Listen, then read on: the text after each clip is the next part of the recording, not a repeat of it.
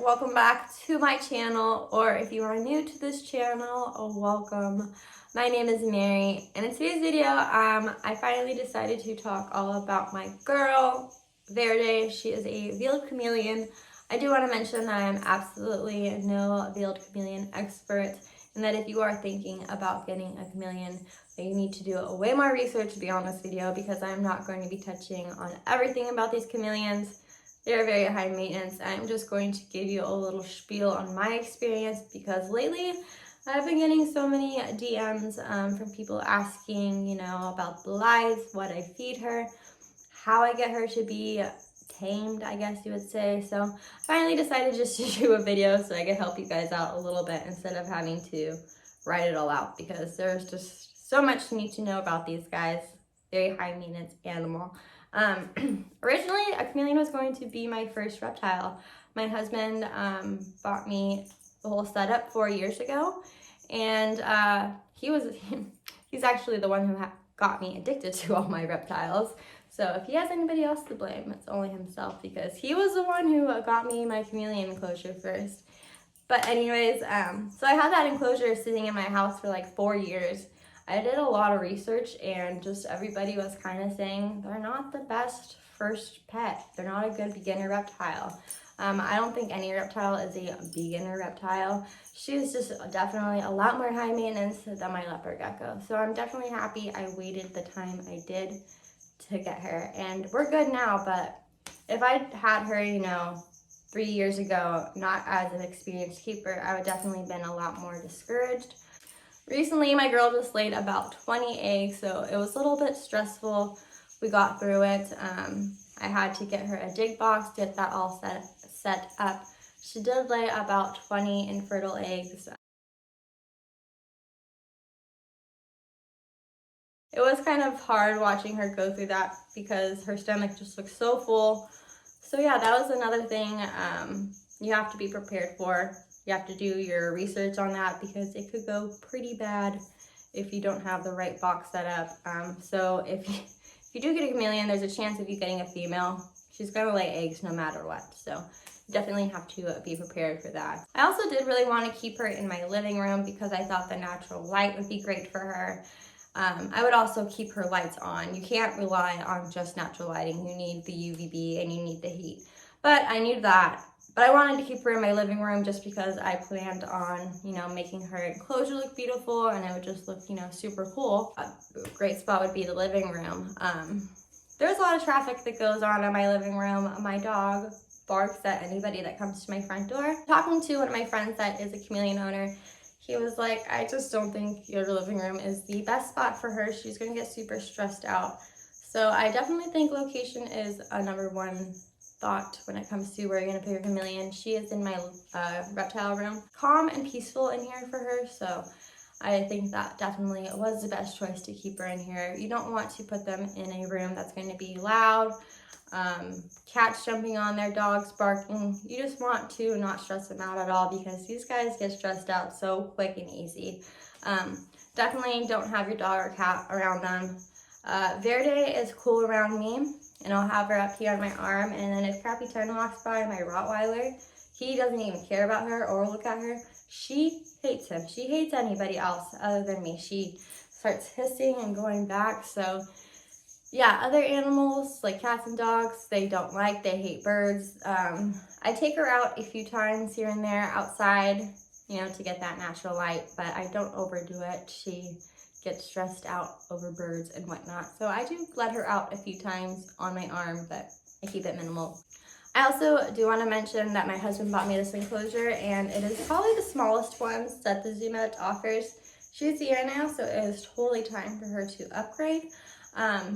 You can start off with a huge enclosure for your baby chameleon. You would just have to make sure it is very, secure feeling. She definitely is going to get an upgrade, so I'm going to probably move her that side. It's going to be like a 4-foot enclosure, so I will go more into detail about her and what I have in there as well. So it is extremely important to miss these guys. She gets missed 2 times a day. I work from home, so I missed her first thing in the morning, and then an hour before I turn off her lights at night.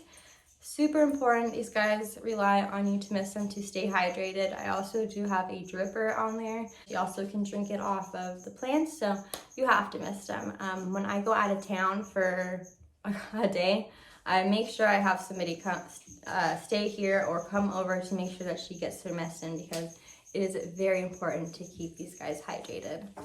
For food, she loves to eat. The girl eats every single day, and I do have to do a variety of insects. Mainly crickets I do give her, but I will switch it up between mealworms, dubie roaches, and sorry, that's Santana, and then sometimes hornworms for a treat. I also am dusting those with calcium dust, and then 2 times a month she will get the D3. So she does require a fresh green salad. I'm not sure about the panther chameleons if they eat salads, but this girl chomps down a salad, keeps her hydrated. So yes, any fresh greens. For the most part, your chameleon should always be up top in the vines. They never should be on the ground walking, like spazzing out, trying to get out. If they are, that means there's usually something wrong with them.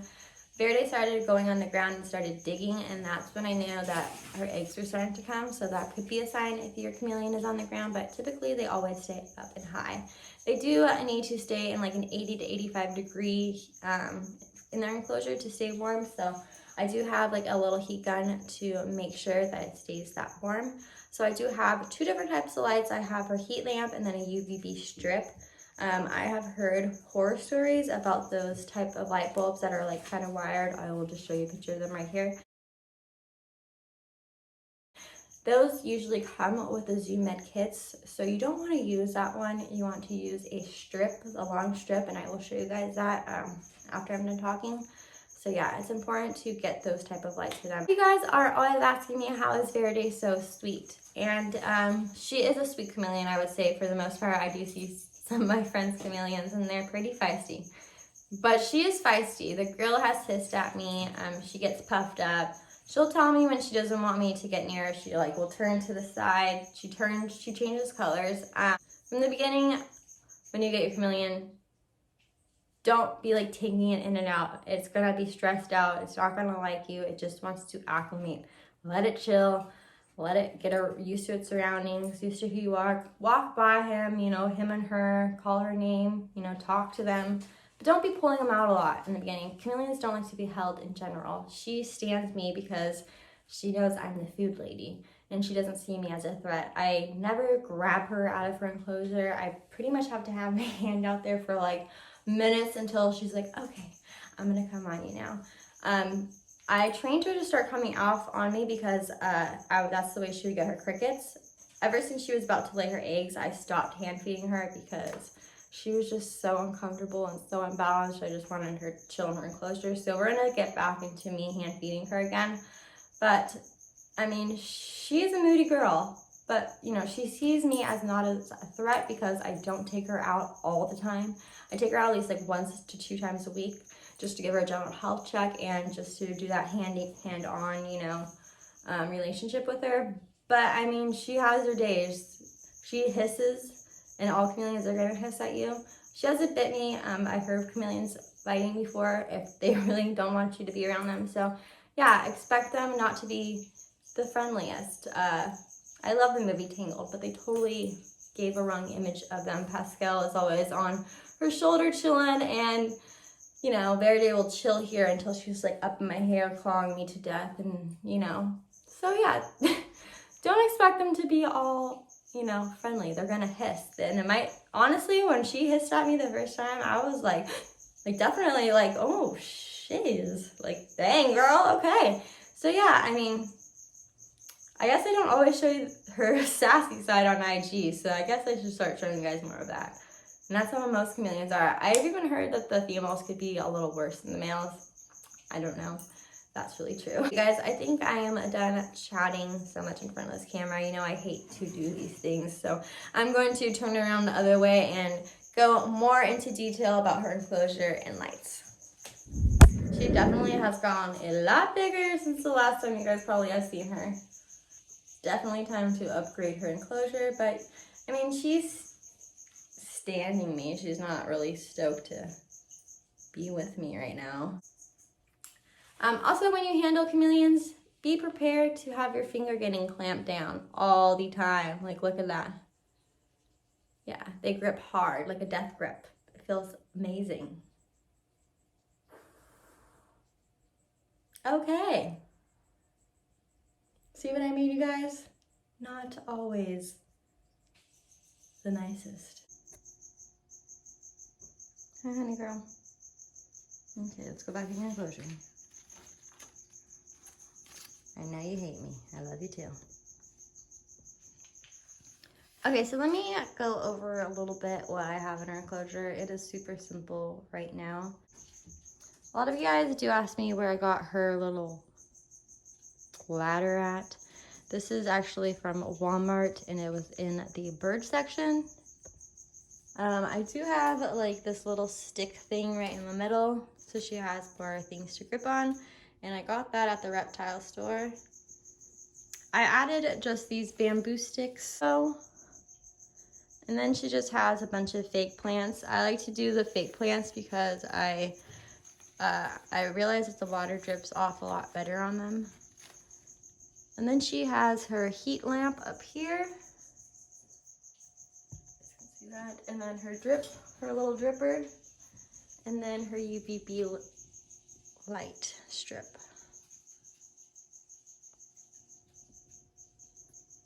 She's all puffed up right now because she's mad. Lots of vines and then greenery. So I did have this tree in there before I left it outside to die in the sun because it never seen like natural sunlight. But she's coming back, so eventually I'm gonna put that one in the new enclosure. I also have my big water jug because this girl gets missed 2 times a day, and I usually just get her a little bit, and I just try to get the plants the most so they can, if she needs some water, that's how she can drink off of it.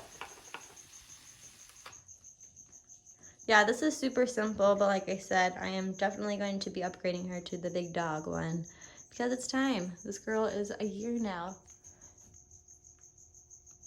She's a woman, and I love you. Let me go get her some food so I can show you guys how I feed her.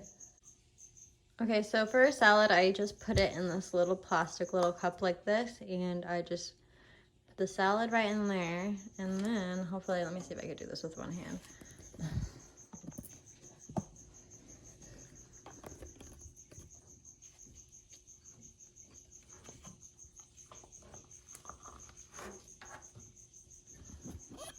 And then I just clip that up there so she can get some salad. Let me go get her some crickets and we can watch her eat.